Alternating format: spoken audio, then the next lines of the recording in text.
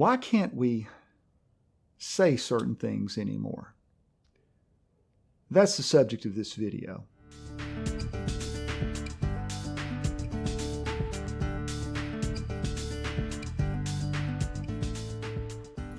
Hello, this is Dr. Todd, and recently I've been reading a book by Abigail Shrier called Irreversible Damage. And in that book, Shrier examines the recent spike in what's been called rapid onset gender dysphoria.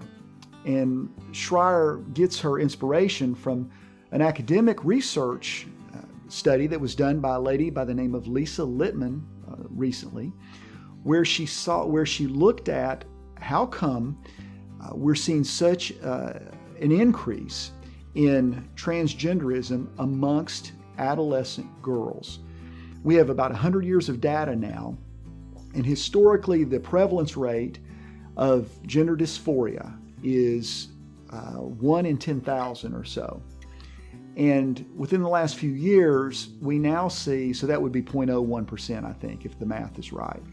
And over the last few years, we've seen an increase to where teenage girls, it's like 2 in 100. And so that's a 2%, primarily teenage girls, as opposed to the earlier 100 years of data where it was almost always a boy who felt trapped inside of a boy felt trapped inside the wrong gendered body. Now we're seeing, and it had always been that way from them when you look at the research, and now you see a rapid onset where all of a sudden teenage girls are experiencing this same situation where they didn't have a history of that before, and that obviously begs it begs to be research that needs to be conducted, questions that need to be answered. What the conclusion is, tentative conclusion of some of the book and some of the research is showing, is that teenage girls historically fall for every epidemic. I can tell you anecdotally from 20 years of counseling experience, 15, 20 years ago, it was a run on anorexia and bulimia or eating disorders. And then about 5 to 10 years ago, it became cutting. And now it's this transitioning, transgender, gender dysphoria type stuff. And the argument is made in Shrier's book that part of the reason is because of how teenage girls relate to one another. They're in a period of time where they're trying to figure out who they are, and they do something called Corumination. In other words, they all get together and they talk about their problems, and then all of a sudden, whatever the problem the main person has in the group, it becomes contagious and you get outbreaks of it. And we've seen this happen within school systems and so on and so forth.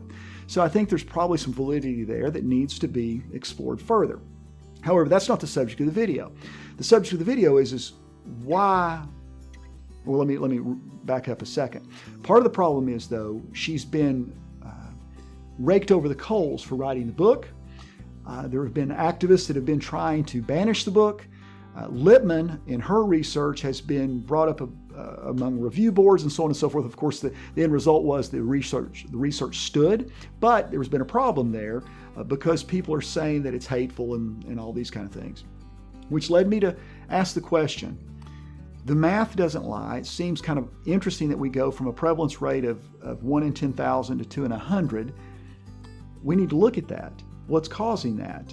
It doesn't seem right that we can't investigate such an obvious discrepancy. Well, that brings me to another thing I want to tie in here, because part of my job on this channel is to make psychological concepts accessible to everyday people. In the 50s, a man by the name of Leon Festinger developed and put forth a theory called cognitive dissonance. And I'll put his book where this is mentioned, I'll put that in the description as well. But anyway, Festinger argued that human beings, the way we're developed, made, designed, however you want to look at it, is we do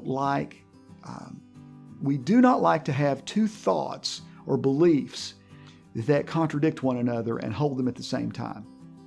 So, for instance, if I'm a smoker And I love to smoke is one belief, but I know smoking is bad for my health. Holding those two thoughts at the same time will cause me discomfort, and he calls it cognitive dissonance. And I will do something in order to make that dissonance reduce. It's an external pressure that'll come upon me, and it forces me to do some type of maneuver to reduce that dissonance. So much so that I won't even pay attention to logic or rationality a lot of times. I'll either add a belief, change a behavior, or I'll change a belief. Something like that. One of those three things has to happen. So the question then becomes, why then are so many people up in arms over asking the question, why is there a spike in the rates of transitioning amongst adolescent girls? I would argue that the reason is because it's causing cognitive dissonance.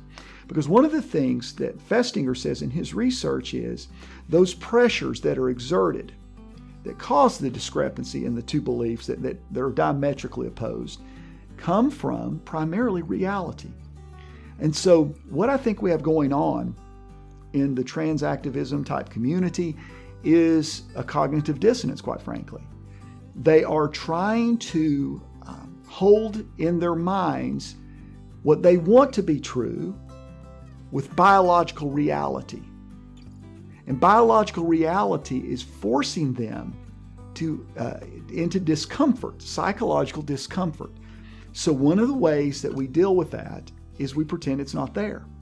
We literally will not allow discussion or discourse on anything that would bring that to mind because it causes too much psychological discomfort. Therefore, what we see is a coordinated attempt to do away with anyone daring to bring information like this up to the front. So, what do we do with that? Well, as Christians, we are gentle and loving, but we must insist upon the truth. Francis Schaeffer said that we cannot escape the mannishness of man. We are created beings designed in a certain way by God who is there, and we're forced to live in God's world. And God's world is a world that that is truthful, and it's a truth that coheres with reality. So if there's a biological reality pressing in upon a person, we have to help them see that. We do it with dignity and respect. We treat them with dignity. We do it with respect and love. But at the same time, it does us no good to help pretend that certain things aren't there. Well, I hope that this video has at least scratched the surface. If you like the work I'm doing here, please don't forget to subscribe, hit the notification bell. And also, this is kind of a controversial topic. So I would ask that any comments be respectful and Christian or Christ-like. In other words, follow the golden rule. If you want to have discourse, that's fine, but we need to talk about it in a way that's civil and loving. Also, just in case this gets banned or if I get banned from the channel, please feel free to follow me over on Odyssey as well because I'm posting these videos there too. I hope this has been helpful. Like I said, God bless. We'll talk again soon.